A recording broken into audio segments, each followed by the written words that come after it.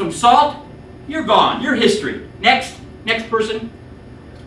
We've had some people die here. One in Marin County Jail that was headed here because she drank some liquid morphine, and another young guy here that drank some, and they're gone. They're history. Who's suffering?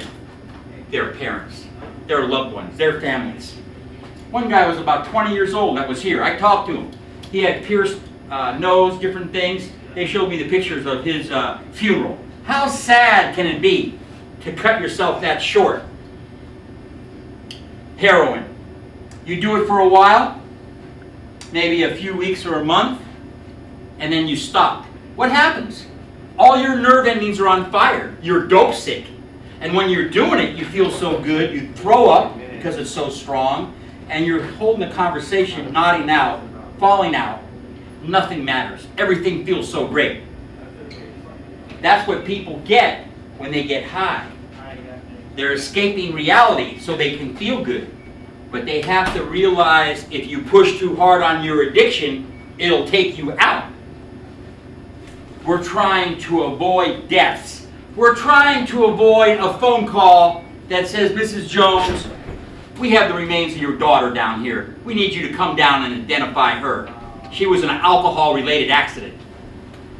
My friend Kristen Kennedy never made it here. She OD'd in the cell at Marin County Jail, in the Sheriff's Department, in the Detox cell at 36 years old.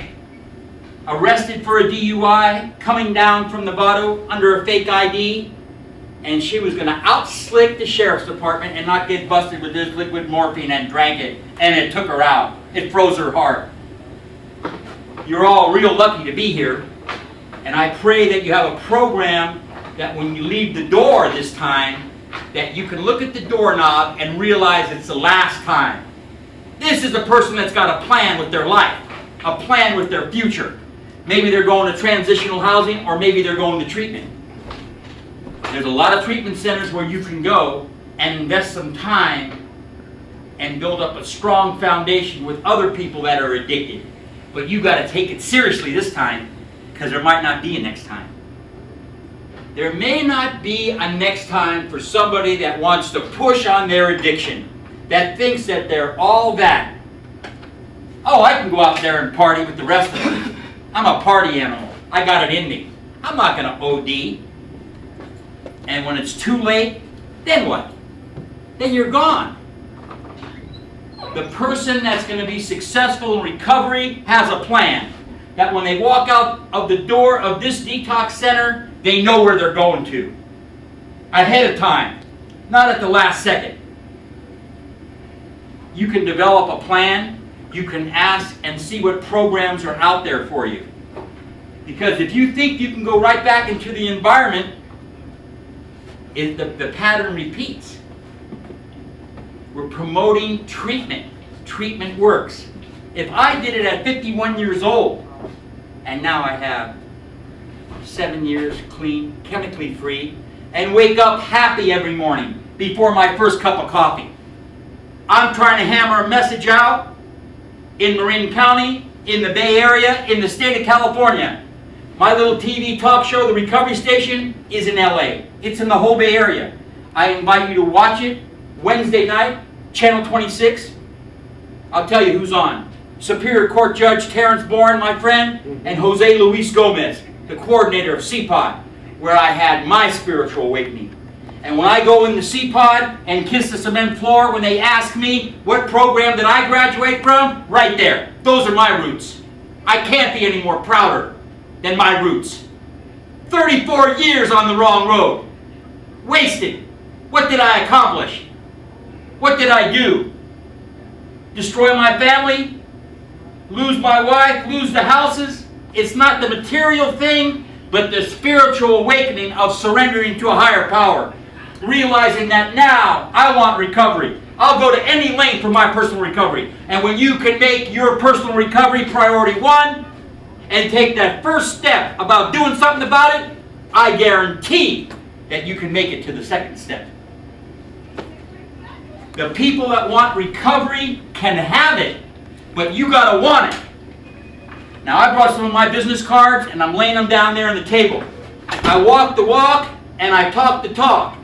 If you need some help, you can call me at my house, you can email me, you can go to my website. But you got somebody that cares, and I can prove it. And that's why I'm here. That's why this is my favorite day of the week, to come here and hammer out a message, to see if I can get a message through to the people that could use a little guidance. These are my cards here. These are for you. Right there. That's right. Let's put them out there, Nick. You walk the walk and talk the talk. You can do something about addiction, but you got to stand up to the plate. Now, I want to talk about some other drugs, but we got to talk about alcohol. We have to, because it's a legal drug. The football stadium, the baseball stadium, big signs, Budweiser. The Latino crowd, they're going to the baseball game. It says Budweiser. We'll make alcoholics out of all the Latinos. Anheuser-Busch, Coors, Budweiser. Come on, buy it. It's legal. It's legal to buy and it's legal to drink. You won't get arrested until you swerve and a red light appears in the rearview mirror and you got a DUI going on. That'll cost 10 grand and up by the time you get through it. That's a reality check. And if you get a second one, they got some place for you there. You're going to take a time out and do a county year. What about a third DUI? How about state corrections? They got vacancy. It's called San Quentin State Prison, Corcoran, CRC, Folsom. They got a place for people that don't want to abide by the guidelines, by the laws. What about the state of Texas? My niece lives in Texas. What did I find out when I went and visited her last year?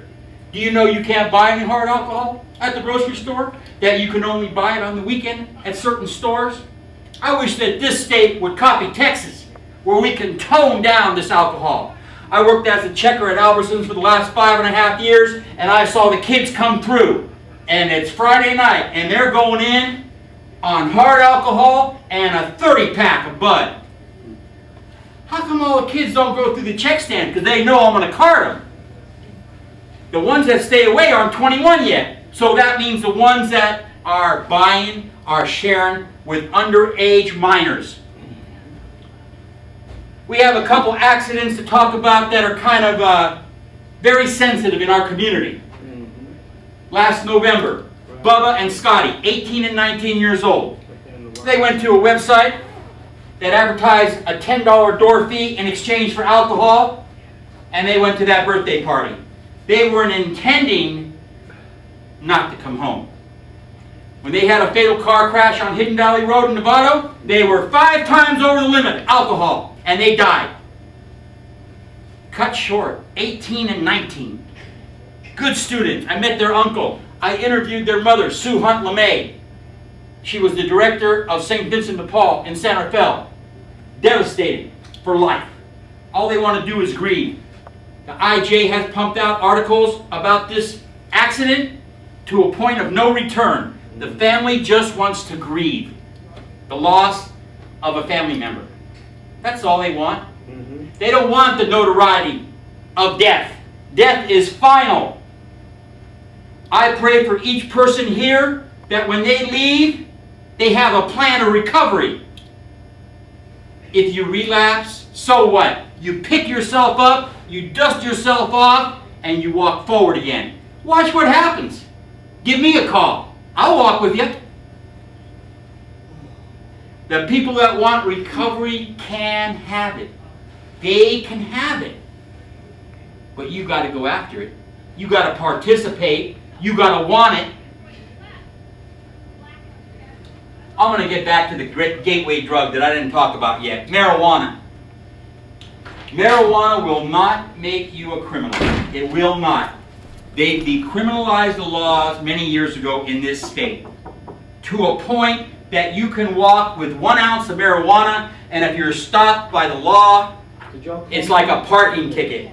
However, you're not assertive if you smoke it, and where 1 puff is like getting hit with a giant fly swatter. Look, here I am, I just smoked some.